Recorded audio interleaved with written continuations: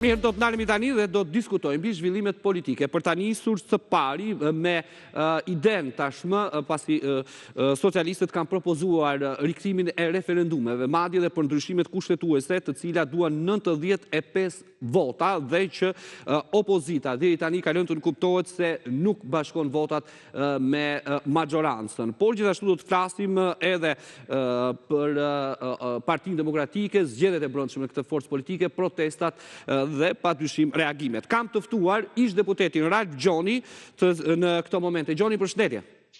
Përshëndetje, Nertil, faleminderit për ftesën. Faleminderit ju, Gjoni, si gjithmonë i mirëpritur, dhe Andi Mustafaj, një prej politikanëve të rinj të Partisë Demokratike, ish drejtuesi i Brain Gain. Mustafaj, përshëndetje dhe faleminderit. Përshëndetje, faleminderit për ftesën. Faleminderit. Gjoni, ta nis nga ju. Si shikoni këtë nismë të socialistëve për ligjin e referendumeve, por që në fakt përpos, le të themi, disa kategorive për referendumet, ajo që vlen për të theksuar është referendum për ndryshimet kushtetuese.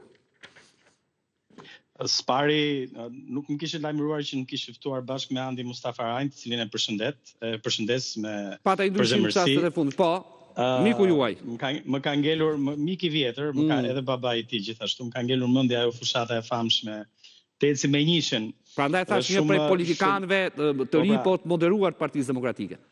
Shumë do me thënë se kjo Teci Menjishin sot, kështu që mund ta diskutojmë si parim, sepse përbën miell për brumin ose për mosbërin e brumit.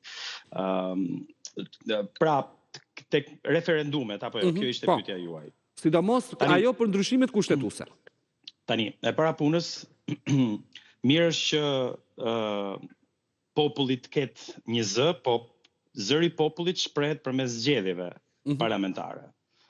Një herë në 4 vjet. Kjo është demokracia. Nuk ka demokraci të plotë, është demokraci parlamentare. Do thotë që qytetari zgjedh dhe një herë në 4 vjet, nëse nuk ka zgjedhje të parakohshme, vendimet i merr parlamentit dhe si rrjedhoi i ekzekuton ekzekutivi dhe mbikëqyret nga institucionet të tjera dhe gjykohet nga institucionet e drejtësisë. Kjo është ideja e një demokracie parlamentare. Tani, problemi me referendumet është sepse që ta shpreh, e para punës Churchill dhe shumë politikanë të famshëm me shumë eksperiencë kanë qenë kundër idesë së referendumeve. Por unë do e shpreh me fjalët e Ricky Gervais, ose komiku i famshëm britanik, thotë kjo ideja që hajde të lëm njeriu e thjesht që të vendosi, thotë. Po sikur mos ta lëm njeriu e thjesht të vendos, se shifet çfarë katraure na bën me Brexit këtu në Angli. Problemi me referendumet është që zgjedhja e qytetarëve gjatë votimit në një referendum udhhiqet nga ndjenja emocionale populiste.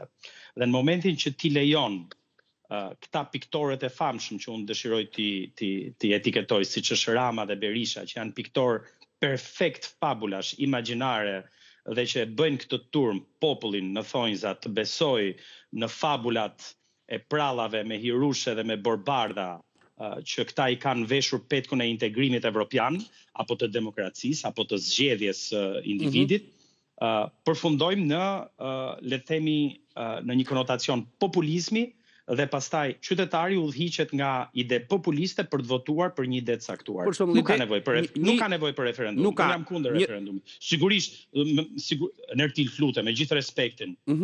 Tani të jemi realisht mendoni që populli i thjesht ka kapacitet për të votuar në një çështje referendumi, kjo i takon parlamentit dhe ka një ekzekutiv, le të marrë vendim. Sigurisht dhe ju mendoni që në një referendum pushteti i Edi Ramës aktual në mandatin e 4 do i lejoj popullit edhe një herë në thonjza që të ketë vullnet të lirë për të shprehur mendimin e tij përmes një vote të lirë, kur votën e numëron ai, kur votën e kontrollon ai, kur votën e orienton ai, ku diskursi, narrativa publike kontrollohet nga mediat që janë të kontrolluara prej tij, nuk ka shans në Ertil.